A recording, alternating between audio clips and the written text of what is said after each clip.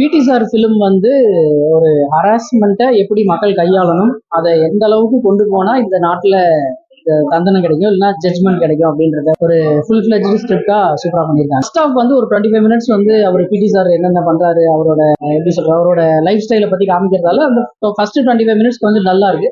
அதுக்கப்புறம் வந்து படம் சூப்பரா இருக்கு. இன்டர்வல் பிளாக் சீன்லாம் நான் எக்ஸ்பெக்ட் பண்ணவே இல்லை. பயங்கர கூஸ் பம்ப்ஸ் மூமெண்டா இருந்துச்சு. செகண்ட் ஹாஃப்ல வந்து 2-3 ட்விஸ்ட் அண்ட் டர்ன்ஸ் இருக்கு. அது வந்து யாருமே அடுத்து இதுதான் நடக்கும் அப்படின்னு ஜட்ஜ் பண்ற யாராலையுமே அந்த ஜட்ஜ்மெண்ட்டை வந்து பண்ண முடியும். அந்த அளவுக்கு ஒரு பெரிய ட்விஸ்ட் இருக்கு. ஃபர்ஸ்ட் ஹாஃப்ல கொஞ்சம் லேக் இருக்கு. ஃபர்ஸ்ட் ஹாஃப்ல அந்த 25 மினிட்ஸ் தான் லேக். மற்றபடி படம் அந்த ஸ்கிரிப்டுக்குள்ள போனதுக்கு அப்புறம் சூப்பரா இருக்கு. செகண்ட் ஹாஃப்ல லேகே கிடையாது. செகண்ட் ஹாஃப்ல வந்து ஃபுல் அண்ட் ஃபுல் வந்து அந்த கோர்ட் கேஸ் என்ன அவங்க பண்ணிருப்பாங்க அப்படின்னு கொண்டு போறதால கொஞ்சம் விறுவிறுப்பா போகுது.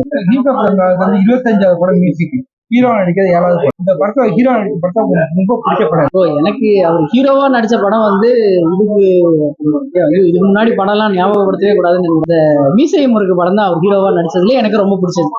மற்றபடி அவர் அதுக்கப்புறம் நடிச்ச படம் எதுவுமே அந்த அளவுக்கு பெருசா நான் சொல்ல முடியாது. என்ன பிடி சார் பிலிம் வந்து ஆரம்பத்துல ஒரு ஸ்கூல்ல பிடி சாரா இருக்காரு. அது ஒரு பெரிய இன்ஸ்டிடியூஷன். அந்த இன்ஸ்டிடியூஷன்ல படிக்கிற ஒரு பொண்ணு வந்து கல்ச்சரல் போகும்போது காலி பசங்க வந்து அந்த பொண்ணை ஹராஸ் பண்ணிடுறாங்க. அதுக்கப்புறம் சொசைட்டில அந்த பொண்ணு என்னென்ன ஃபேஸ் பண்ணுது, அந்த இவர் வந்து எந்த மாதிரி டேக்கிள் பண்றாரு, என்ன பிரச்சனை நடக்குது அப்படின்றது தான் செகண்ட் ஹாஃப்ல வந்து ஒரு பெரிய இன்ஸ்டிடியூஷன் சேர்மேனை வந்து எப்படி அவர் என்ன மாதிரி ஹராஸ் பண்ணாரு, அவருக்கு எப்படி தண்டனை வாங்கியிருக்காங்க. அந்த படத்தோட ஃபைட்டு, ஆக்ஷன், காமெடி ஃபைட் வந்து நல்லா ஒர்க் அவுட் ஆயிருக்கு. ஃபர்ஸ்ட் ஹாஃப்ல எங்கேயுமே ஃபைட்டே கிடையாது. அவரை வந்து ஒரு பைனாகுலி மாதிரி தான் காமிச்சிருப்பாங்க. ஃபர்ஸ்ட் ஹாஃப்ல இன்டர்வல் சீன் மட்டும் ஒரு பயங்கரமான ஒரு செகண்ட் ஹாஃப்ல ஒரு 2 ஃபைட் இருக்கு, 2-3 ஃபைட் இருக்கு, அவ்வளவுதான். மற்றபடி ஃபைட்ஸ் அந்த அளவுக்கு பெருசா இம்பார்ட்டன்ஸ் கொடுக்கல.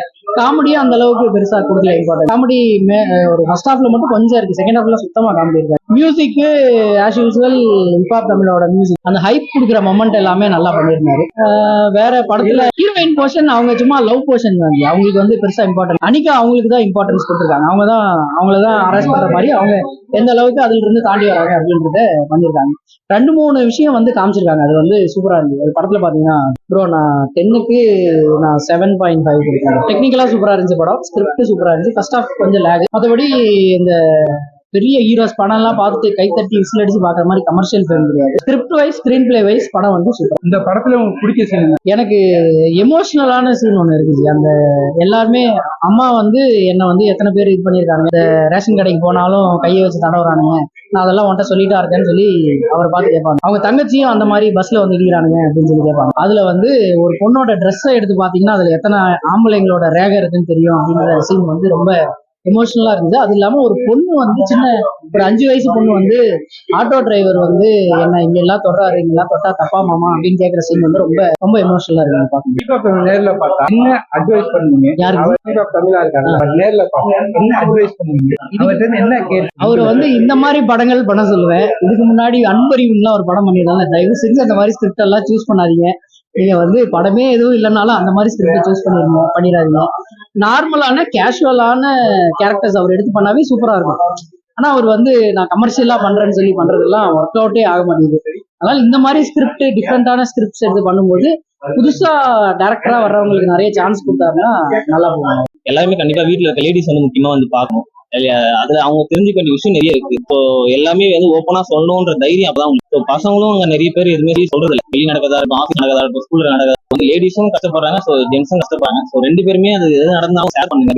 வெளியே வந்து சொல்ல ஓப்பன் டாக் பண்ணுங்க. ஸோ அப்பதான் வந்து எல்லாருக்குமே தெரிய வரும், திரும்பி நடக்காம இருக்கும். ஸோ உங்களுக்கு நடந்துருச்சுன்னு நினைச்சு நீங்க பயந்துட்டு இருந்தாமா மற்றவங்களுக்கு அது நடக்கதான் போகுது. ஸோ அது நீங்க சொன்னீங்கன்னா மற்றவங்க நீங்க தடுத்து, அதனால எல்லாரும் ஓப்பன் டாக் பண்ணுங்க. ஆதி எப்போ ஸ்போர்ட்ஸ் லீடர் மூவி பண்ணுவாரு. ஸோ அது யாரும் பெரிய ஆர்டிஸ்ட் பண்ண மாட்டாங்க, இவர் பண்ணுவாரு, நல்லா இருக்கும். ஸோ இந்த மூவி நல்லா இருந்துச்சு. கண்டிப்பா எல்லாமே ஃபர்ஸ்ட் ஹாஃப்ல எந்த லேகும் இல்லை. ஸ்டார்டிங் ஸ்டேஜ்ல வந்து எப்படி ஒரு ஹீரோ வந்து இன்ட்ரடியூஸ் பண்ணுமோ அந்த மாதிரி சாஃப்டா ஜென்ரலா இன்ட்ரடியூஸ் பண்ணாங்க. ஸோ முடிகிற டைம் பாத்தீங்கன்னா எப்படி முடிக்கணுமோ ஒரு நார்மலான ஒரு லைஃப்ல இருந்து இல்ல கேட்கணும்னு கொண்டு வந்து கேட்கிறாரோ அதை முடிச்சிருந்தாங்க. செகண்ட் ஹாஃப் அது ஏற்ற மாதிரி எப்பவுமே நல்லா சொன்ன அந்த விஷயமும் நல்லா இருந்துச்சு. இதை எடுத்த producer director first half interview scene நல்லா இருந்துச்சு. அவர் ரொம்ப பயந்த மாதிரி காமிச்சிருப்பாங்க. ஸோ அது வந்து அவர் தைரியம் வந்து தட்டி கேட்கற மாதிரி இருந்திருக்கும். ஸோ அது ரொம்ப நல்லா இருந்துச்சு. ஸோ கண்டிப்பா அந்த ரொம்ப நன்றிண்ணா. இந்த மாதிரி நீங்க நிறைய விஷயம் பண்றீங்க, அது நல்லா இருந்துச்சு, இதாக்கும் நல்லா இருந்துச்சு. கேட்கும் போது எனக்கு தெரிஞ்சவங்க நிறைய பேர் கஷ்டப்படுறேன். ஸோ எனக்கு தெரிஞ்சு யாரும் அதை வெளியே சொல்ல வரல. அந்த விஷயத்த சொன்ன மாதிரி இருந்தது. அதுக்காக